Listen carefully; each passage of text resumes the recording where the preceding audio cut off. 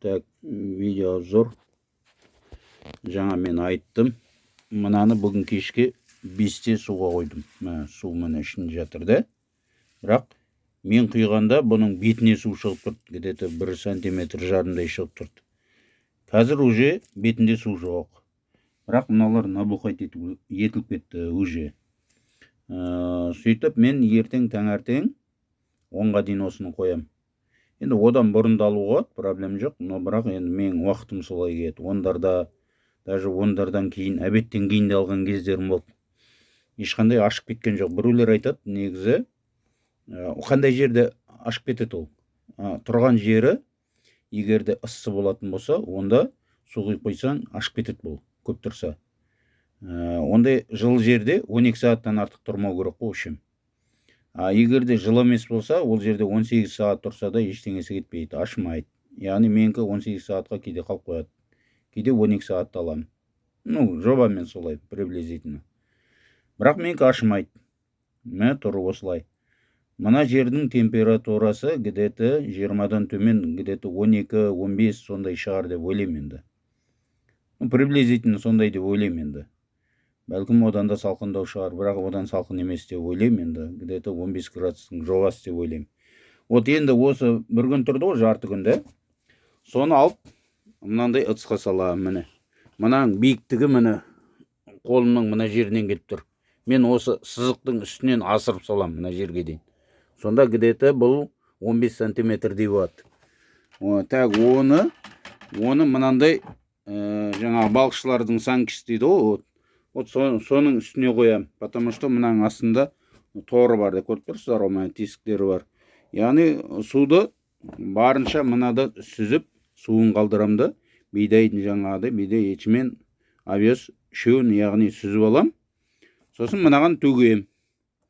Пока мына жеріне әбден тауысқанда мына жеріне келеді сол. Мына жеріне келеді, 15 сантиметр келеді. Артық егерде су қалып қойған болса, ол мына тесіктен ағатта астына жиналады сәңкінің. Бірақ мына тордың ішіне тұрмайды ол. Тор кішкене сәңкінің табаны бар ғой, сонымен бектеу болады, астына су түсіп кетеді, мынаның іші құрғақ болады нормально. Сөйтіп бұл бір күн осының ішінде тұрады. Пока сорғып, екінші күн таңертеңге дейін осының ішінде тұрады. Екінші күн таңертең мынаны салып тастағаннан кейін кешке тағы мынаған сөйтіп салып қоям жемді суын құйып. Екінші күн сүзгенде осы мынаған салам. Мынаның ішінде тұрған ыдысты мына жерге шығарам міне. Мына жерде мынау кеше таңертең салғаным бұл бір күндік. Мынау бастап өсіп жатыр міне. Мынаның астарын қойып барса, жайлап өсіп жатыр мыналар. Басы өсіп жатыр бір күн. Суда бір күн тұрды, мында бір күн тұрды. Енді мынау 2 күн тұрған міне. Қара, қандай ол өсіп кеткен. Жаңа бекарыс айтып жатыр ғой, мен сұлыны өсіре алмаймын деп. Менде бәрі өседі, білмеймін ал. Сұлы да, бидай да, ечмен де бәрі де өседі. Түгел өсіп жатыр ма?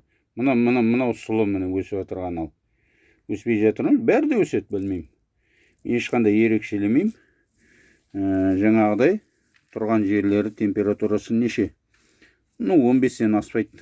Бәлкім одан төмен даже. Мынау 2 күн тұрған. 2 күн тұрғанда міне 20 килограммдық шелек бар ғой, водомеценка.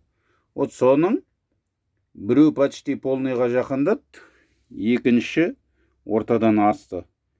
Яғни бір полный шелектен де көп деген сөз ғой, водомеценканың бір шелегінен көп даже бетіне шығатын шығар енді.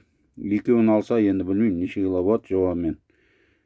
Әкеліп салғаным мен бар болғаны, бидайдан бір шелекке толтырып салса, аузы мұрыннан шығарып салса, кәдімгі горкімен 12 килограмм болады. Мен оған жеткізбей салам бетіне. Где-то приблизительно ойлайым 10 килограммның жобасындай деп. Соны әкеліп осыған саламыз. Ол набухать етіліп, екесе өскенде где-то 15-17 килодай болатын шығар деп ойлаймын енді. Мынау ертеңге дейін тұрады, ертең-кешке берем, мынау тағы да өседі. Бүгін жаңа видео көрсеттім ғой, сондай ол өседі мынау.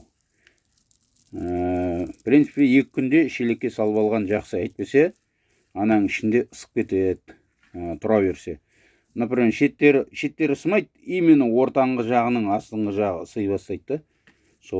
Сонда 2 күнде негізі алып алған жақсы. 2 күнде де мынан беріп соғады, в принципе, ертең беріп соғады. Бүгін беріп соғады, то есть. Бірақ енді мен ертең берем ғой енді. В принципе, мынау да барады негізі. Мынау жақсы өскен нәрсе ғой мені. Мынаны да беруге болады. Сондықтан осындай етіп ережемен жасайым. Ешқандай жемді шаймайым. Жем қалай келетін жерден келді, солай келді. Мына ыдысқа салдым, үстіне суды құйып тастадым. Ертең күні ешқандай ананы шаймайым, біреулер айтады ғой, шай айтпайды дейді ғой. Жоқ, шаймайым, осылаймен алам да, суын сорғыттырам да, мынаның ішіне сала берем, болды. 2 күннен кейін жаңағы мына ыдысқа салып алдым, болды. Ешқандай иіс жоқ, бұда нормально. Ертең жем берем, бұда нормально, ешқандай иіс болмайды. Сондықтан білмеймін, бәрі артық тірлік сияқты. Ана терең етіп салсаң ашып кетеді, мынау ысып кетеді дейді ғой. Жоқ, ештеңе емес. Мен 15 сантиметрдей салам. Мына ыдыстың бәрін салып тастаймын осыған. Осының ішіне сияды. Сол өсет жатып алып. Сондықтан ешқандай артық істің керегі жоқ деп ойлаймын. Әркім өзі біледі жалпы. Сол